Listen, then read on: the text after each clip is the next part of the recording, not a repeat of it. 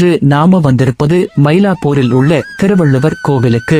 ஒரு சாதாரண கோவில் கிடையாது. தமிழரின் அடையாளமாகவும் தமிழரின் மனசாட்சியாகவும் உள்ள தெய்வ புலவர் திருவள்ளுவரை பிரதான மூலவராக வணங்கும் கோவில் இது. நாம பார்க்கும் இந்த கோவில் இப்போது இல்ல. பழைய கோவில் இடிக்கப்பட்டு இப்போது புதிதாக கட்டப்பட்டு வருகிறது. ஆகவே இந்த காணொளிதான் அந்த பழைய கோவிலை முழுமையாக பதிவு செய்த கடைசி காணொளியாக இருக்கப் போகிறது.